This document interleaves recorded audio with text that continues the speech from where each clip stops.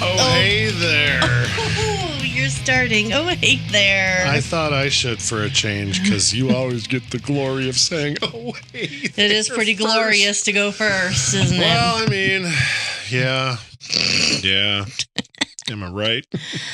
How are you? I'm good. How are you? I'm good. I'm Kate, by the way. And I'm Bradley. Nice to meet you. And pleasure's all mine to meet you. We are the History Buffoons. Mm-hmm. Welcome to the History Buffoons podcast. Yeah. Episode 61. Holy shit. We're in the 60s officially. That's amazing. Not just at 60, we're in the 60s. Wow. I can't believe that. Look Just at us like go. you're now Not in my 60s. not in your 60s. But I do have a 6 in my number. Yeah, he just had a birthday. I'm 46. Yeah. What'd you do for your birthday? Went to work. Picked my son up. I made dinner for the family. Yeah. Well, for Sarah and I. Yeah. Kids still won't eat what I make because they're still like, I just want a peanut butter sandwich. Or Vesper's like, cookies. She's a girl after my own heart. She is. I love sweets. Oh my God, so does she. Yeah. Like, we get, Xavier likes his Lunchables that have, all it comes with is 4 nuggets, a little section where ketchup to dip them in, and then 2 cookies. So she wants one only for the cookies. Mm-hmm. She doesn't ever eat the nuggets. It's like, what a waste. That's why we only buy them really when they're on sale. Yeah. Because I think they go on sale for like $1 or whatever. Xavier will eat the whole thing, but the cookies. He doesn't eat the cookies? Not always. Once in a while he does, which is really weird because they're not Oreos, but they're like Oreos, basically. Yeah, fake Oreos. They're a Lunchable Oreo. Exactly. And he a lot of times won't eat the cookies, which is funny. But if Vesper wants them, all of a sudden he does. He does, yeah. So it's like, oh, come on, Sibling revelry. Yeah, but what do we got to drink for you today? Oh, gosh. Okay, so I picked out Bradley's beer, and Bradley picked out my beer today. So I have the Montauk Cold Snack. Yeah. It is, golly. From Montana. The official, unofficial beer of Montana. Yeah. I didn't know that. Yeah.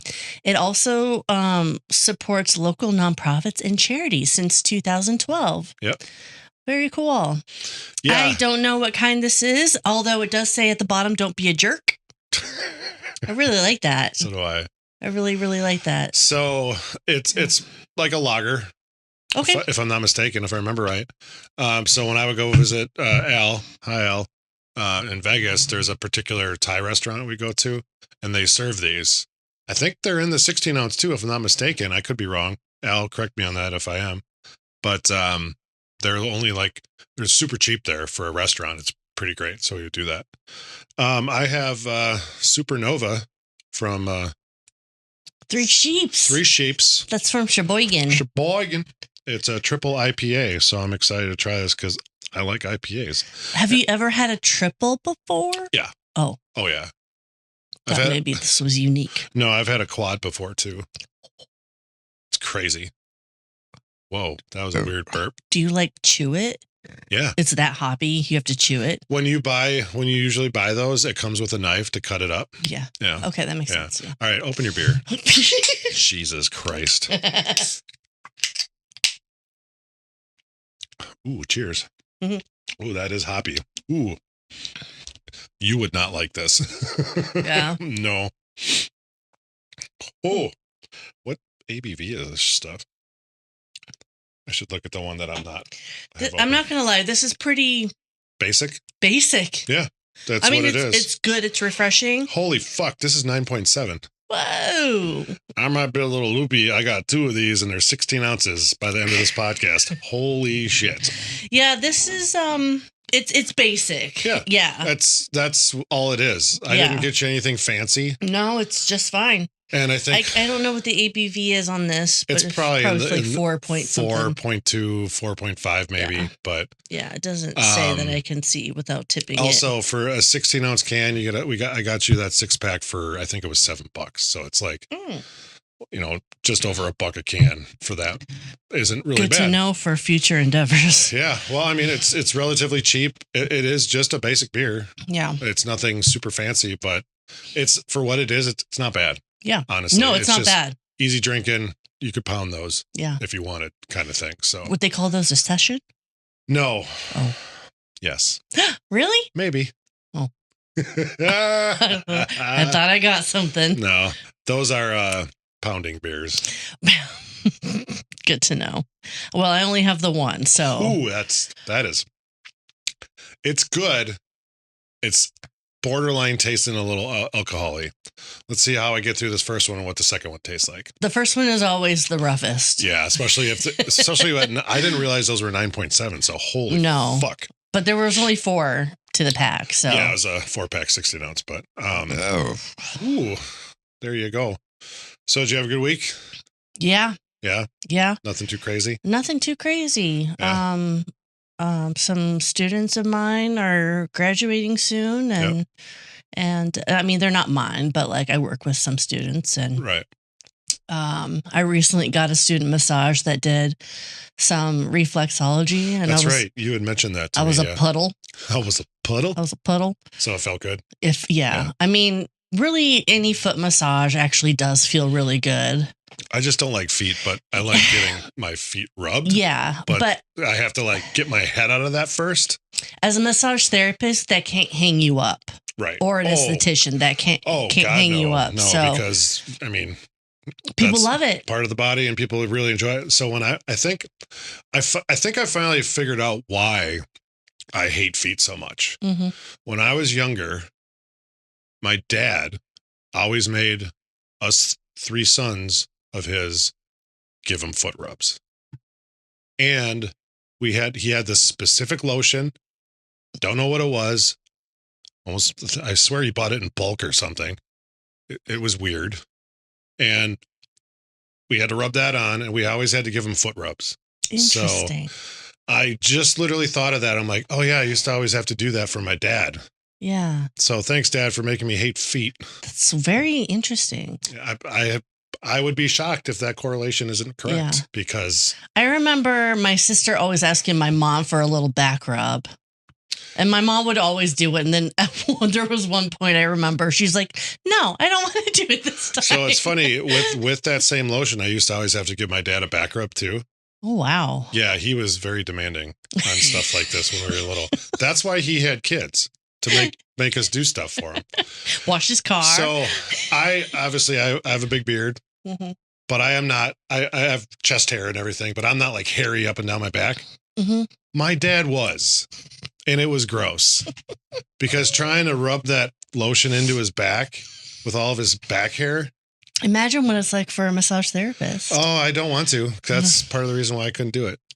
And then I also remember, obviously I was a lot smaller back then. I used to have to stand on his back. Don't step on my spine. It's like, no shit, Dad. Oh, to like try to pop it. Yeah. And to like crack it and all that and whatever. But thanks, Dad. I hate feet. Let's move on. Well, I mean, you can ask me how my week was. How was your week? Oh, well, I asked you what you did for your birthday. How was your week? It was good. I've been training a new guy at work. I like him. His name's Brandon. Yeah.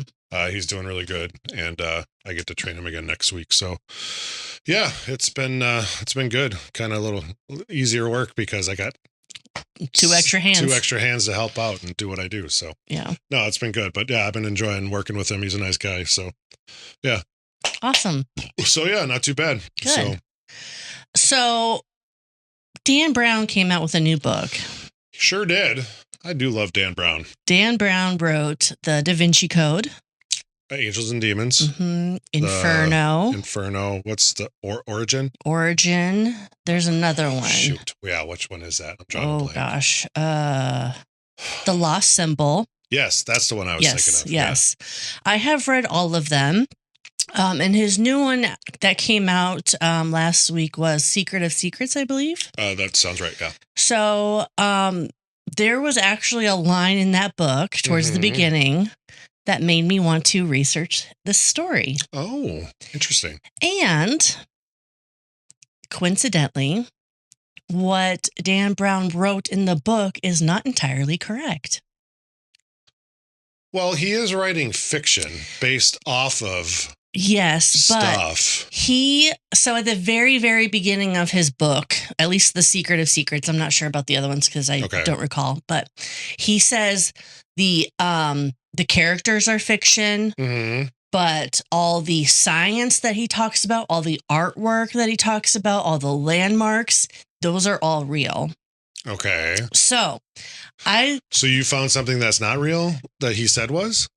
Yes, potentially. Yeah. Okay. But I'm going to go into why perhaps he thought it was real. Oh, I gotcha. Yes. Okay. Can I ask a quick question? Of course. Is this story depressing?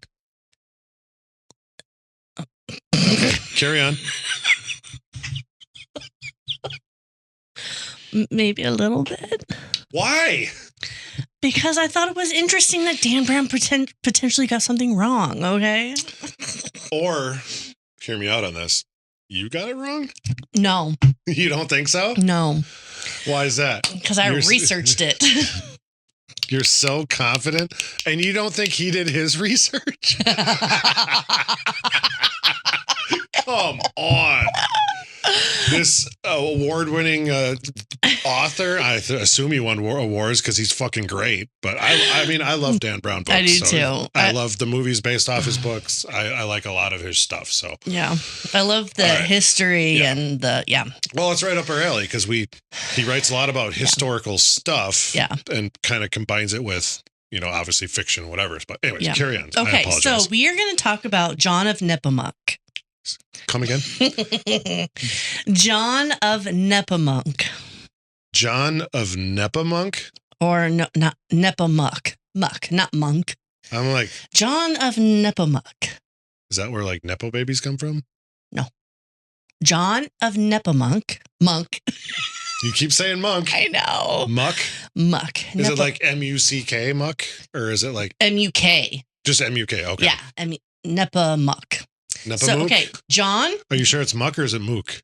We're going to call him John. All right. Anyways. He was born. We're going to call him John. Jesus Christ. All right. Anyways. He was born around 1345. Oh, just a couple days ago. In a small town of Nepomuk in Bohemia. Do you know what Bohemia is today? It's a rhapsody. It's in the Czech Republic. Yes, it's the today's Czech Republic. Okay. So, but at one time it was called Bohemia. Yeah. Right. Yeah. And it was a part of the Holy Roman Empire. That's right. Okay. All right. Okay. So his father was a local wealthy citizen, and John received an excellent education for the time because of it. Do you know what his dad did? That he was a wealthy citizen? No. Okay. No. Not relevant? Not relevant. He attended the University of Prague and later went on to study canon law.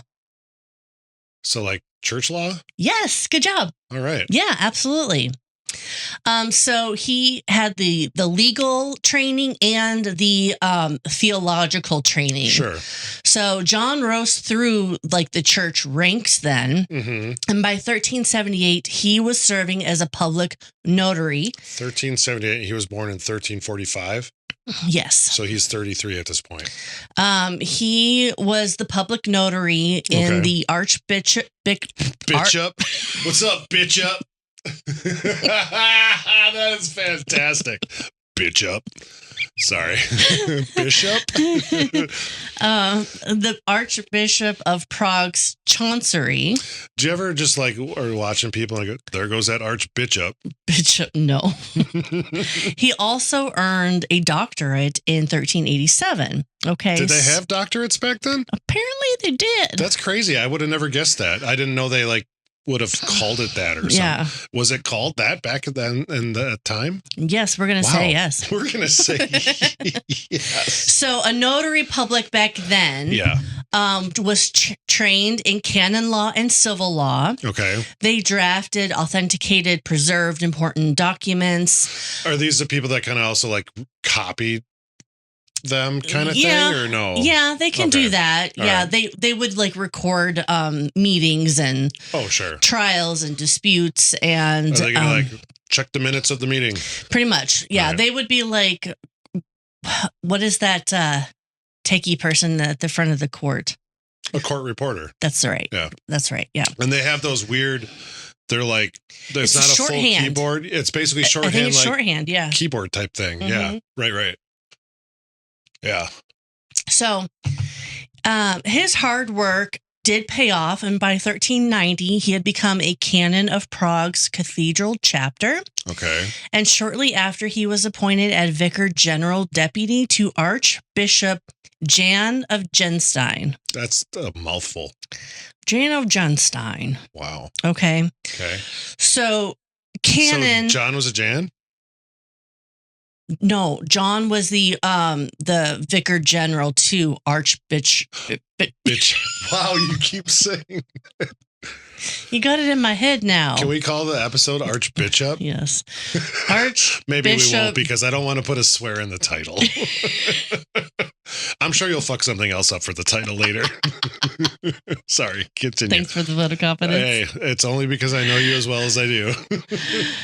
I am fogging up already, so glasses off.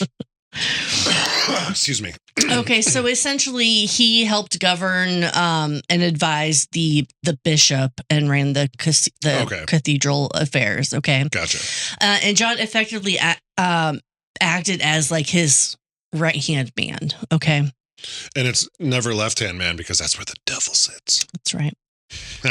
And we're talking about church folk. That's why I brought it up. So John's earlier years wasn't flashy. He was straight and narrow. He was a good guy. He was always a good guy. Like his whole story, he's a good guy. Gotcha. There was no like records of him, do anything nefarious. We don't like nefarious church folk. I mean, seems a little nefarious. Wow. You're welcome. Oh, my word. So John lived in a weird time. Okay. So the kingdom of Bohemia was ruled by, and I know you're going to break into song after this one potentially. He was ruled by King Wenceslas IV. Okay, when I said you sing, I meant me. Good King Wenceslas looked down, something. It's a Christmas song. That's what Sheldon sings in Big Bang Theory. Okay. I'm almost positive that's the song he sang. Yeah. And that's the only reason why I fucking know that. I could be wrong, because, okay. Me. But so this is King Wenceslas IV. He was kind of a prickly person. He was a prickly pear? He was a prickly pear. And good King Wenceslas in the Christmas Carol, it's Wenceslas I, Saint King of Bohemia. Oh, okay. So we're talking about the fourth. Yes. Gotcha. Okay. So King Wenceslas's reign was between 1378 and 1419, and it coincided with the Great Western Schism. Did you know Schism is a really good song? Tool song? Yeah. Okay. Knew that was coming in. Well, I mean, but the Great Western Schism is a period when 2 or 3 popes claimed authority. Oh, really? Mm-hmm. Oh, I didn't know that. Okay. People were like forced to choose sides. Wenceslas IV threw his support behind the Avignon Papacy, which is a French-based Pope Clement the 5-7. 5-7. Pope Clement the 5-7. He was considered like the anti-pope. Did you have a problem with Roman numerals? No, I do great with Roman numerals. 15. I don't know if they showed up in the camera. But. So Archbishop Jan of Genstein remained loyal to the Roman Pope Boniface IX. There were 9 fucking Boniface? That's amazing. That's what you're going to get out of that. That's what I took home from that. So Bohemia's king and Bohemia's archbishop were backing different popes. Oh, yeah, that seems to that's an issue. Problem, yeah. Yes. Okay. The kings often fought over the church, who controlled wealth and appointments. Sure. So if a king could handpick handpick abbots or bishops, he would gain like political allies and steady some more like income and leverage more against the Pope. Okay. Interesting. So King Wenceslas IV, the prickly pear, he wasn't super subtle. No. He had a habit of irritating the clergy by trying to muscle in appointments. He was like, I'm going to get it. Strong arming him? Yeah, that's the one. Yeah. So at one point, we've got this abbey. The abbey is called Kladruby. Rubby. Abbey Rubby? Kladruby. Kladruby. Yes, the Abbey of Kladruby. Words are hard, especially... Words are tough. So this abbey was very wealthy. Okay. It was probably one of the richest abbeys in Bohemia. Wow. It owned vast lands, villages, and income from agriculture, mills, tithings. And the abbots had both spiritual and economic clout. Okay. Wenceslas wanted to turn it into a new diocese, a new home base. Gotcha. And that would give him position to elect his favorites. Pope? Bishops. Oh, bishops. Oh, yeah. Okay. Gotcha. So this way, the crown could absorb the abbey's income and keep church power under royal control. Which I'm sure he was all about because abbeys, especially in the 1300s, early 1400s, they probably brought in a lot of money because, well, everyone went to church and tidings for them. And you give your money to us, God will like you. It's like, well, that's a scam. So Archbishop Jenstein and Vicar General John of Nepomuk. Every time you say vicar, I just think of the X-Men movie. It's like, more tea, vicar. Anyways. Maybe that's where they got it from. Maybe. In the future. So yeah, Days of Futures Past. No, it wasn't from that one. The Archbishop and John of Nepomuk were opposed to the king, like, doing this. Yeah, basically. Gaining access to the abbey. He didn't want to have, they didn't want to give him that power per se. It also violated canon law. Yeah. And threatened the church's autonomy. So abbeys had the right to choose their own abbots. And once elected, the abbot had to be confirmed by proper ecclesiastical authority, which here it would be the Archbishop of Prague, with John acting as the vicar general, who would do the paperwork kind of a thing, as the notary. Gotcha. So the king could protect monasteries, but they could not hijack them or dictate internal elections.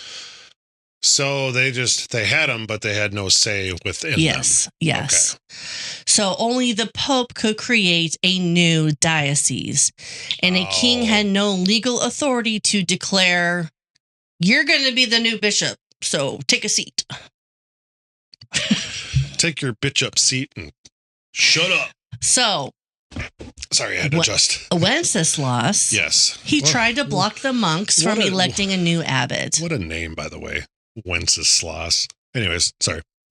He planned to convert the abbey into a diocese as his ally. All right. And he wanted to siphon their revenue, essentially. So he broke canon law in two different ways. Oh, boy. Interference in free election of abbots. Okay. And creating a diocese without papal approval. It's an illegal diocese. Yes. So in maybe that's our title.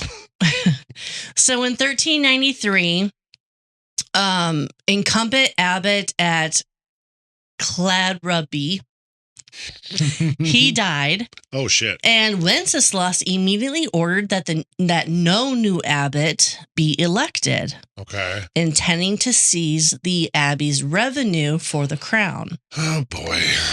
So the monks of the abbey, supported by Archbishop Jenstein's administration, proceeded to elect a new abbot as normal.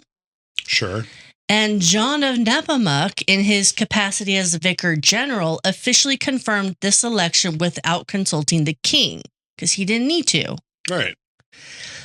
in modern terms, John basically stamped a seal of approval on a decision that Wenceslas wanted to veto. Sure. Yeah, makes sense. So this act okay. set John on a collision course with prickly pear. Oh, boy. Okay. So when King Wenceslas IV learned that John Nepomuk had outmaneuvered him by confirming a new abbot, the king flew into a prickly rage. Yeah. Okay. Have you ever had prickly pear? I don't know if I have. In a drink, it's delicious. Is it really? Yeah. Like a regular drink, cocktail drink? How did you have it? Yeah, a cocktail. I've had it as a cocktail. I don't think I ever have, but I don't recall. So it's delicious. What's the difference between a prickly pear and a regular pear? The pricklies. So tell me more about Wenceslas. He was not exactly known for his emotional restraint. So he flew off the handle? He flew off the handle. Okay. People described him as cruel and a corrupt tyrant, and he lived up to this episode, okay? Oh, dear. Lived up to the reputation. Yeah.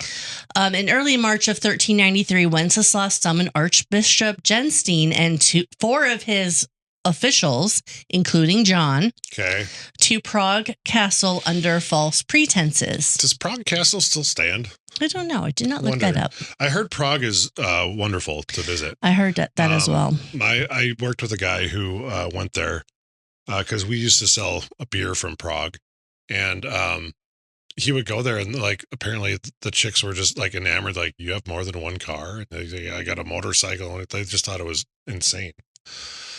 But I heard it's very beautiful. Yeah, honestly. So old. Yeah, I mean it's Europe, old Europe. So, this was a trap. They were led under false pretenses. It's a trap. So the moment they arrived, the king had them arrested and thrown into prison. What were the charges? I will tell you. Okay. So Genstein actually did not go. John? The Archbishop Jan of Genstein. Prickly pear. No. Fuck. What's his name then?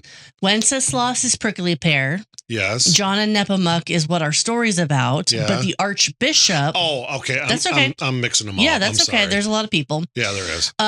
So Genstein, the Archbishop, he kind of knew that something was going to happen, so he didn't go. So he was almost not tipped off, but he's like, yeah. I don't think I'm going to do this. Yeah. Okay, gotcha.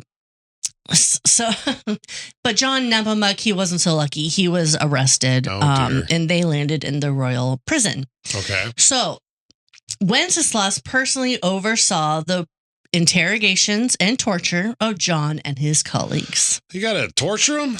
Come on, man. The king was determined to break the man who had defied him. So what was he trying to break him of? Like just get information or just literally torture this person? I think pretty much just torture the person. Because at that point, it's like, what are you actually doing? What are you getting from this other than just torturing this person? So what we're talking about right now is what has gone down in the history books. Okay, gotcha. There is a section of this story that has proven to be a little bit more glamorized and wrong.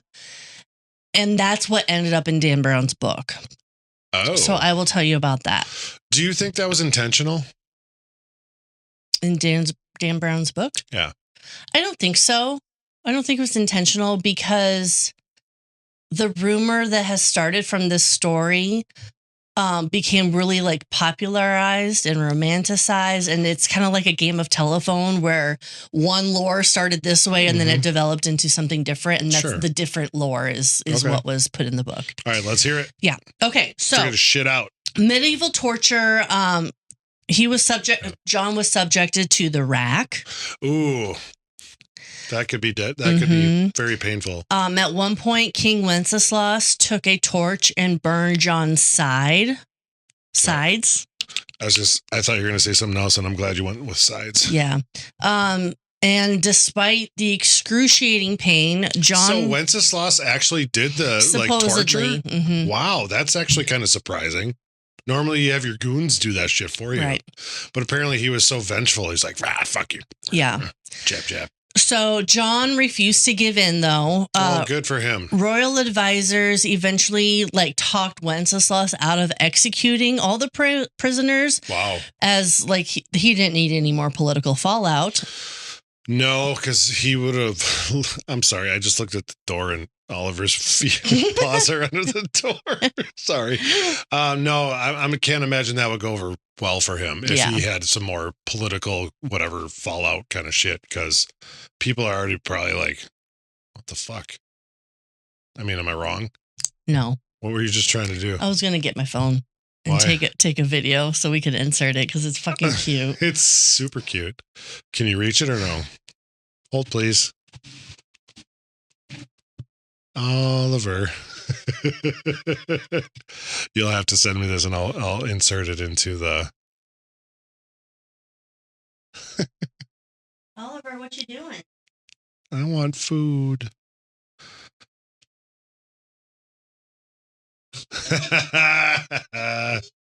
Oh, Oliver. You're so cute. Okay. Sorry. Anyways, continue. Sorry we got derailed by a kitty cat there. Okay, so the prisoners were going to be released if they admitted to doing no further political fallout type of stuff. So that was kind of it was like a medieval NDA. Yeah. We're not going to NDA. You can we'll release you, but you can't talk about this. I don't know. Medieval NDAs kind of sounds like a good title. Of course, John was like, nah. Nah. Well, and that's funny because back then, especially back then, they would strong arm people into confessions and this kind of shit. But it's nice that some people said, "No, dude, that fucking ain't right." Yeah. And I didn't do that, or I'm not going to do that, or whatever the scenario is. Obviously a little bit different on this one, but good for him. Yeah. Because fuck that. So John would not legitimize the king's actions by remaining quiet. Right. And that sealed his fate because on March 20th, 1393, the king decided to finish what he couldn't end with the torture. Okay.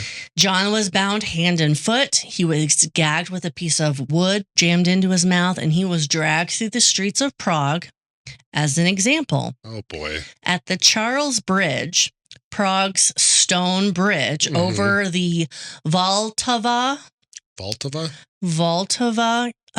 river. Okay. King Wenceslas's huntsman tied John's limbs together and in the dark threw him off the bridge into the river below. Sure. So did he drown? He did drown. That's what the cause of death would be, basically? Yes. Okay. So John Nepomuk died of drowning. Gotcha. So the legend that has come out of this says that John of Nepomuk was the queen's personal confessor. Oh. And that Wenceslas was paranoid and jealous and demanded John divulge the queen's secrets in confessional. Really? And especially one of his main questions was, is the queen having an affair? Oh. So something completely different. Has nothing to do with anything. Nothing. And that is the lore. Is really? John remained quiet about the queen's confession. That's kind of shitty. I know. So during John's lifetime and the immediate aftermath of 1393, nobody mentioned the Queen's confession at all. Sure. So even the Archbishop, his report to the Pope after John died, did not talk about the marriage, the Queen. It was all about portraying John as a martyr for the church. Jesus Christ. Okay. The queen at the time is Sophia of Bavaria. She is Wenceslas's second wife. She's about 20 years old at this time. What happened to the first wife? I didn't look into it. Why? It wasn't You knew pertinent. I was going to ask that question. Did I, though? I can't really read your mind. So, no, you can't anticipate any questions I ask. You're not wrong. Well, Wenceslas was hot-headed, and he could have probably been the jealous type. Sounds that way. There is no evidence in 1393 that he interrogated John about Queen Sophia. Okay. The Queen's confession story didn't surface until decades later. Oh, really? How so? It first appeared in the 1450s by a chronicler named Thomas Ebbendorfer. He wrote in 1459 that Wenceslas had John drowned for refusing to violate the secrecy of the Queen's confession. Like, I don't know if he just pulled that story out of thin air. So this happened in 59. John was killed in 1393. Mm-hmm. Wenceslas and probably, I mean, maybe the Queen was still alive, but they had to be dead by then, right? His reign wasn't until 1419. Is that what I said? That sounds right. And this is 1459?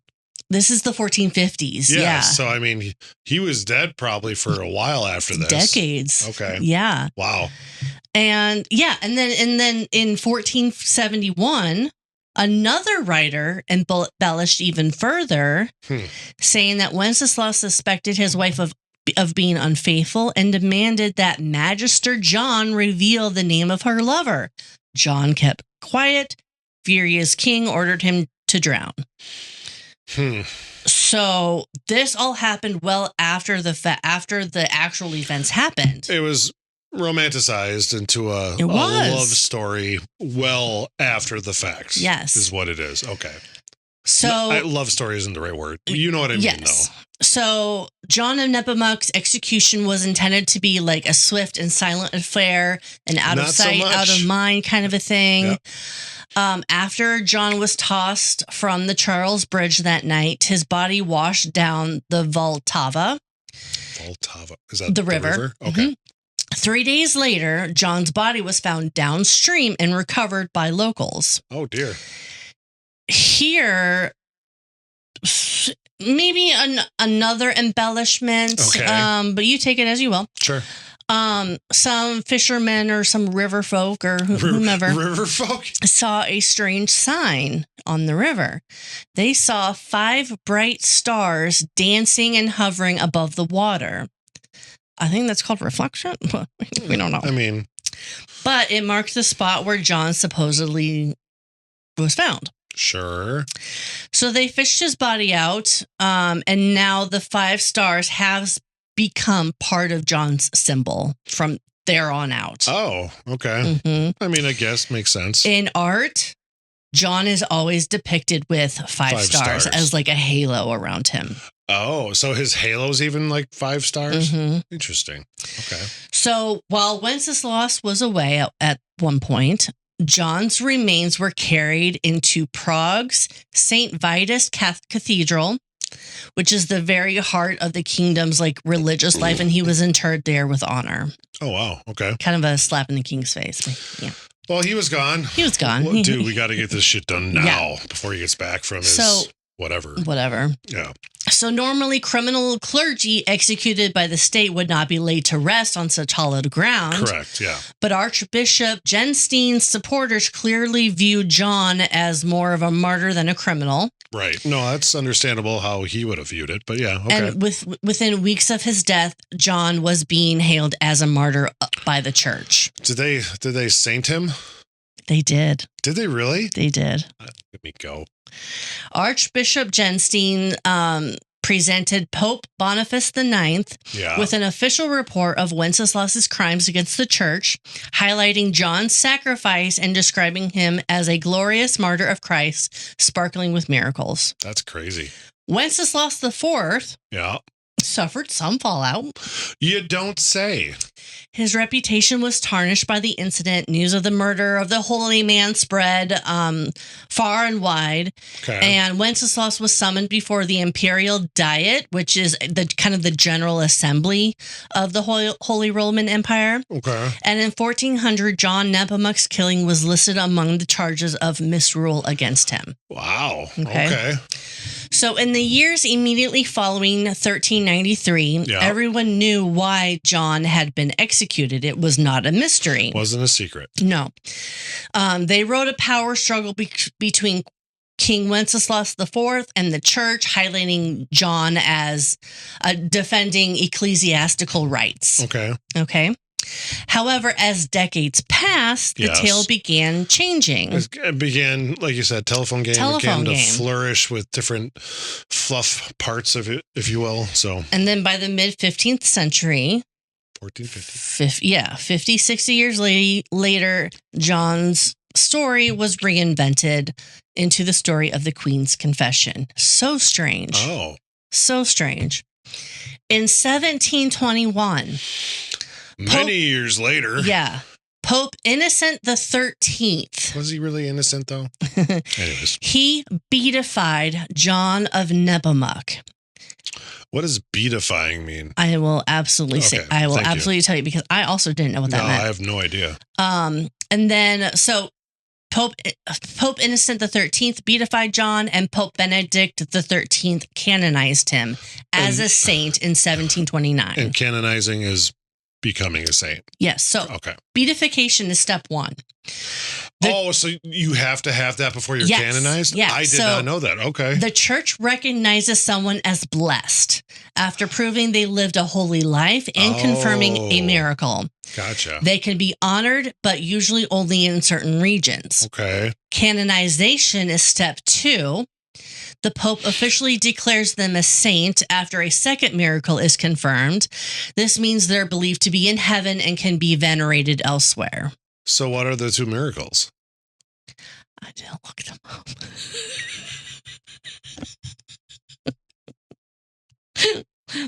Hold, please. What is fucking wrong with you? You couldn't have guessed me asking that question. I hear vigorous typing. I don't even know if she's actually typing. I think she's just hitting fucking keys. Oh, I actually wrote this one down. I didn't know it was considered a miracle. Okay, I actually wrote this one down. She's lying. Okay.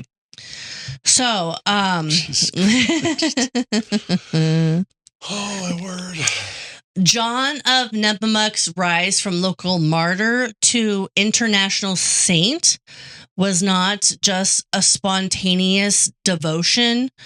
It also was propelled by political and religious forces of the Counter Reformation. Okay.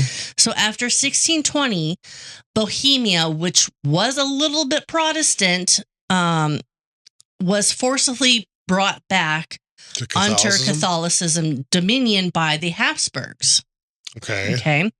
So the Catholic Church, led by Jesuit missionaries, sought to recatholicize. Is that really a word? Sure is. And what better way to win the hearts and minds than promoting John of Nepomuk's Catholic Europe? Okay. Jesuit missionaries and Catholic officials promoted his veneration. Churches were dedicated to him. He had a feast day, which is May 16th, which celebrated his fanfare. Is that still something they do today? Yeah, May 16th is still a thing. Oh, wow. I didn't know that. Statues of John Nepomuk began to pop up on bridges, riverbanks, city squares all over Europe. In 1683, on the supposed 300th anniversary of his death. 1693? 1683. But I thought he died on 1393. Yeah. Was I wrong? I might have written that down wrong. I'm sorry. Oh, that's okay. It's whatever. You know, I mean, it's within 10 years, whatever. I get a little bit of leeway. A grand statue of John was erected on the Charles Bridge in Prague. Is that the bridge that he was tossed off of? Yes. Okay. And that is the moment that is the spot that Dan Brown mentions in his book. He was on his lead character, Robert Langdon, was on the Charles Bridge where John of Nepomuk was tossed in. That's what I was like, what is that about? Interesting. Okay. Yes. Gotcha. So to this day, John of Nepomuk is probably the most statued Czech person in history. Really? There are an estimated tens of thousands of Nepomuk statues worldwide. That's fucking wild. And around 6,000 in the Czech lands alone. Well, yeah, I mean, it would make sense why there's more there than anywhere else, but holy shit, really? Mm-hmm. That's impressive. So these statues often stand on bridges because John is revered as the patron saint of bridges, boatmen, and protection of drowning. Because he was thrown off a bridge and he drowned. So, no, okay, that makes sense. Wow, I did not know that. So, in 1719, John's tomb at St. Vitus Cathedral was opened. Why? They wanted to gather evidence for canonization. First miracle, his tongue was miraculously intact. It was not... almost 300 years later? 200... I'm sorry. You said 1719? And he died in 1393. That's 300 and fucking... 3 centuries. We're just going to say there's 3 centuries in the grave. 26 years difference. Wow. How is his tongue still intact? So they consider that a miracle? They consider that a miracle. God, people in the 1700s were fucking simple. They hailed it as a supernatural sign, given that his tongue never betrayed the confessional secret of the queen. So he didn't have a silver tongue. He had just a righteous tongue. Now, modern analysis suggests the tongue was actually a piece of well-preserved brain tissue. How so? Well, they did tests on it. And why would they put his brain tissue on his tongue? It fell? Yeah. As you're decomposing, the muscles deteriorate. I'm sorry, I've never decomposed before. I know. So. Well, I don't know either, but apparently you do. That seems weird, though. It just fell into his mouth. I don't know. I mean, basically, all of your visceral being is being melted, essentially. So, yeah, I mean, I'm melted every day. You are. Fucking guitar licks and shit. Yes. Melt my face, bitch. So, bitch up. After his beatification in 1721, there were reports of miraculous healings attributed to prayers through John's intercession. Jesus Christ. So that was his second miracle or whatever. It wasn't his. It was we don't know that. No, we do. Anyways.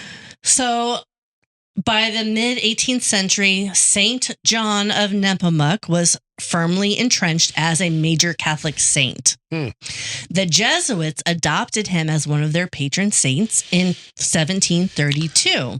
What are Jesuits to Catholics?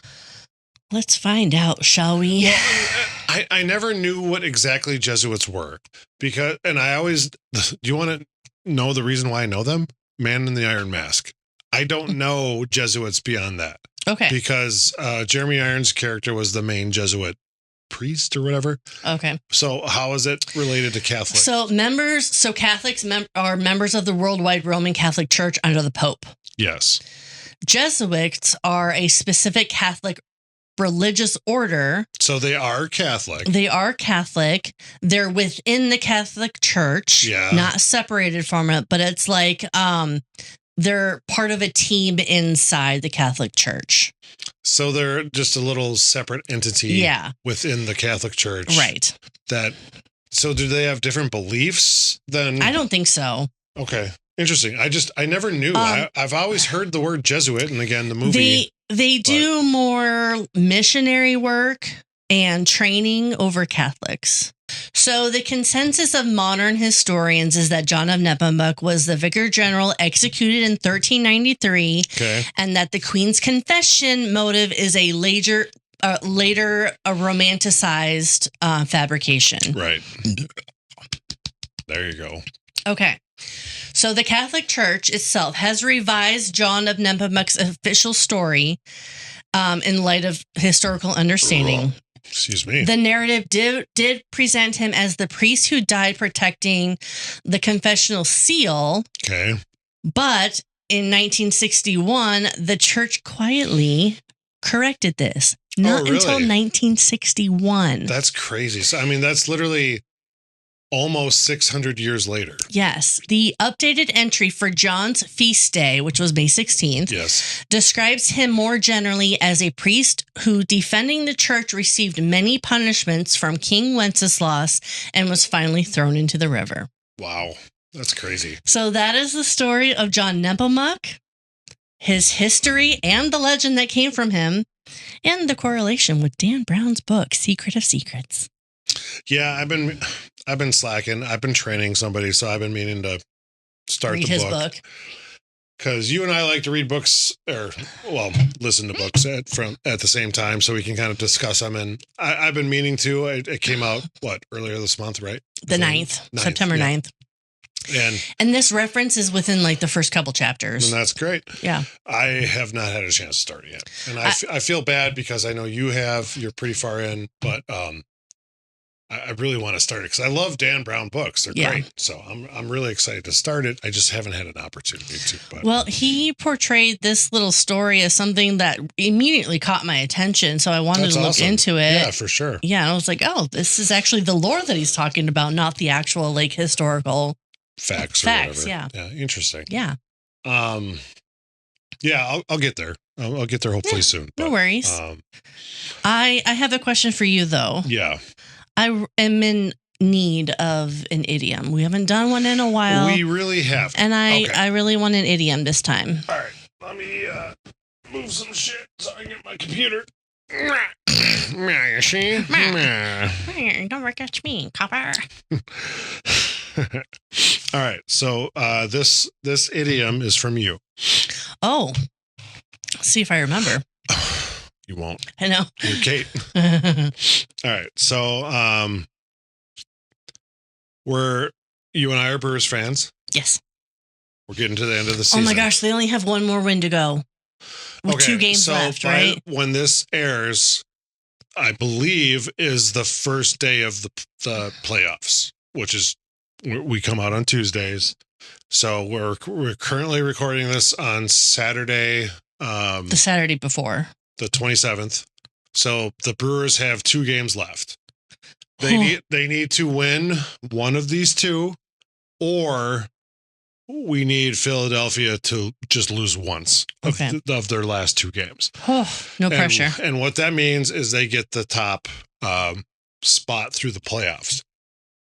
That doesn't mean you go to the World Series. You still got to win in the playoffs. Yeah. So you just get home field advantage. Okay, let's move on.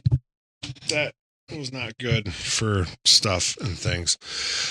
I'll fix it later. Yeah, disk not ejected properly. Thanks, computer. Fuck. Anyways, all right. So with that being said, it's a little more of a modern idiom. Is it hit the ball out of the park? The idiom is hit it out of the park. So what does that come from? Baseball. Exactly. So in a literal sense, it's literally talking when a batter literally hits a home run. Yeah. Out of the park. Because they consider the park the field, obviously. So it's a home run, and it's one of everybody loves home runs. There's this guy, what's his name? Cal Raleigh, if I'm not mistaken. I believe he plays for the Mariners. Just hit his 60th fucking home run for the year. Yeah, for the year? For the year. Holy smokes. Yeah, he's fucking killing it. We haven't had a player like that on Christian Yelich is great. He's, I think, still at 29. Yeah, Christian Yelich is great. I love Christian Yelich. We've never had that powerhouse. Except for Prince Fielder. He was the only one, and I want to say he hit 50 something one year. If I'm not mistaken, I could be wrong. Wow. I don't think he ever hit 60, but I want to say he had 50 home runs in a year. But this I want to say his name's Cal Raleigh, if I'm not mistaken. Fucking 60 home runs. That's insane. Anyways, all right.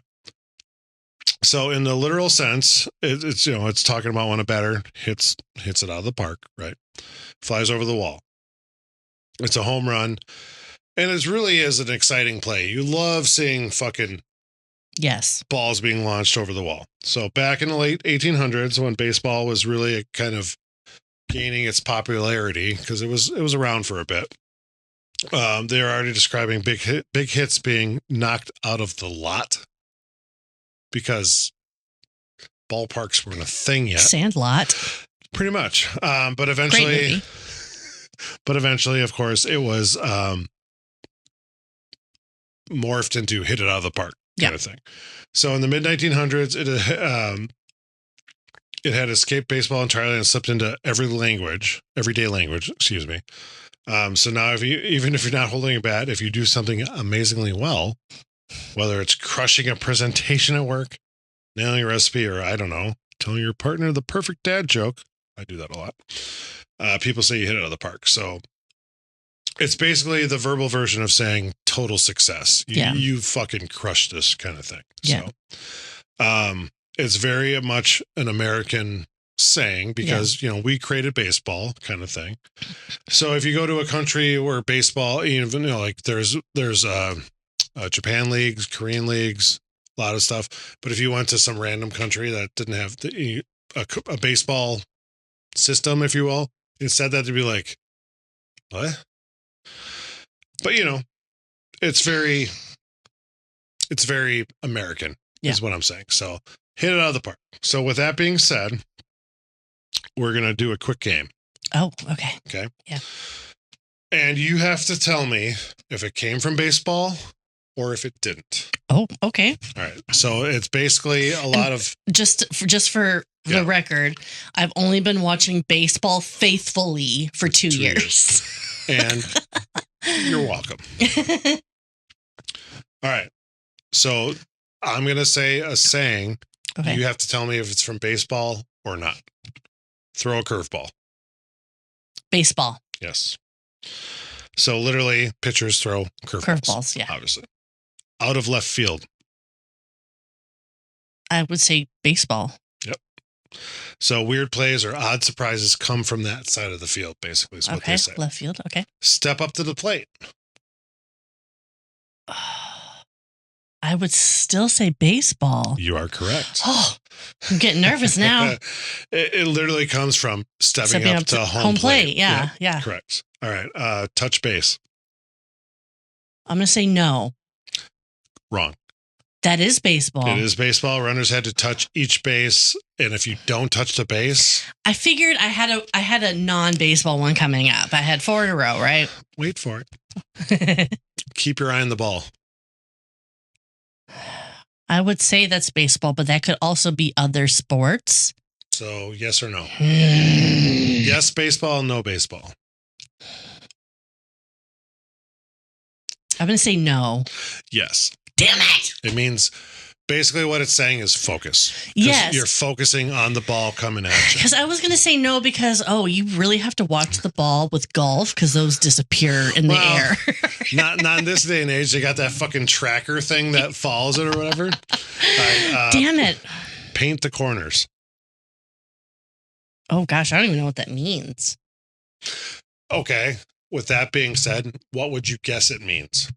Creating the boundaries of the field with paint. No. Nope. I'm going to say not baseball. It is baseball. Damn it! Do you have any that's not? Wait.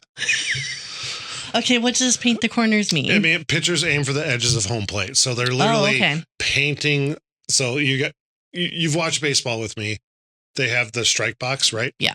They're painting the corners to try and get the batter to swing or not swing. Well, yeah, swing at something that they think is going to be in the middle, but they're like at the corner.